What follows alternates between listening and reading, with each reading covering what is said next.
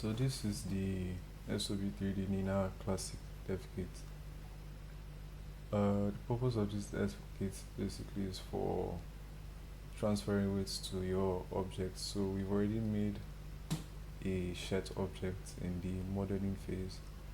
So let's simply import that object with FBX. Since we exported the object as an FBX, you can export your tutorial sheet. So you hold Control A, all transforms, S100. Ensure that your materials have been imported as well. So we have our front and back materials. So we now add the armature modifier, and then we select the skeleton as the object. Ensure that it's the skeleton that's been selected. Then we select our body. So the body that you transfer weights from is depends on the nature of your object. So since we have just a top, this should be fine. If we add pants, this would also be fine. If we add a dress, you could also use this for this dress base mesh would facilitate transfer of weights to dress meshes, but we have just a top, so this is fine. So we select the top, we hold Control Tab and go to weight paint mode. We go to weights and transfer weights. Open up, expand the transfer mesh data. Your vertex mapping should be nearest face interpolated, but whatever vertex mapping that you feel you prefer is better. The process is somewhat subjective. Then by name. Okay, then we can come out and test the weight, so we can switch back to object mode. Make sure that our skeleton is in pose mode, and then we can come back to weight paint to see how well our transfer was. So the transfer looks smooth enough already. Generally, meshes with objects with higher topology would have smoother weight transfers. If your topology is significantly low, then you might have to smooth things out yourself or manually. So to smooth things out, you select all the vertices you need to smooth out, then you come to smooth.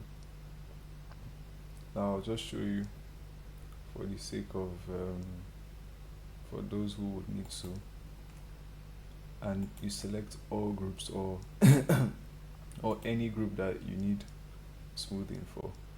Well, generally I would recommend you smooth all groups so that the smoothing would be uniform, but I don't think we need smoothing for this mesh, so you can undo that and then come back to object mode, and let's do general testing. So to see our testing results more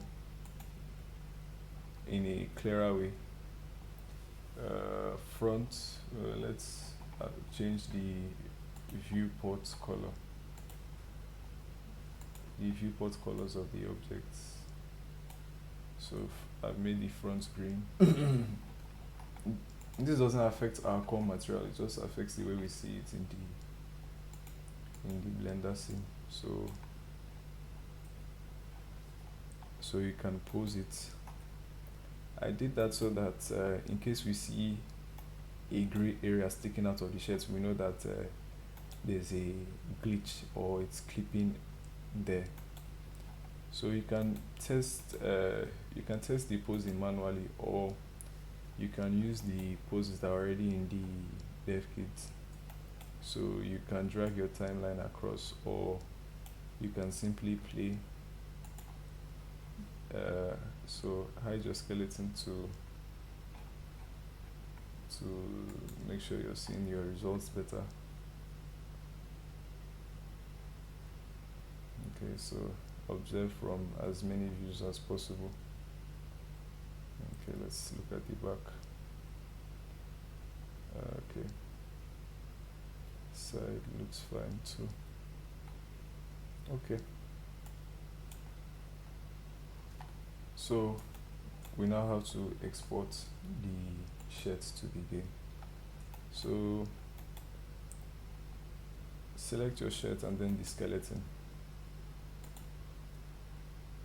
Then you click on export and FBX. Now the file name doesn't won't affect your import by any means, so you can call it whatever you want, but I'll just call this one tutorial shirt in square brackets read. Now these settings are important, so you have to select selected objects only so it doesn't export the whole scene. Then under transform you leave transform settings as they are. Under geometry you leave geometry as they are. Under armature you deselect add leaf bones, you have to deselect that one, then uncheck bake animation, then export your FBX and come into the client and import your FBX. So tutorial shirts read. Bring this down to your apply scale down to 0.01. Don't use 2 would override it since we're deriving from the top, so 2 would override it, and then you'd have the shirt will just be floating on its own. So don't use 2, use I would say 44 or a number higher than 100. So you have to come to this debug and set that number higher than 100, but 44 should be fine. So tutorial shirt, your materials, ensure that they are all checked, and then you import. Okay, and then you apply changes. So that's your shirt. Now it looks detailed in a way because this room has shadows, but we first have to add our textures to make sure that even if you are in a shadowless room or a room without this kind of lighting, that it looks concrete. So you can see the extra detail that our textures added to the shirt. Then you can check two-sided to make sure that so you can see what happened there once we check two-sided, and the shirt is done. So at this point you can export the shirt. Before you export though, I don't think you would want to have a white colored body underneath, so you can bring in the devkit will come with this file, so you can use the MCG. This just covers the bare minimum, and that's your shirt. It's already set to skin composite, so that's your shirt already. So you just put the MCG texture, and then you can upload this as it is, and that's it.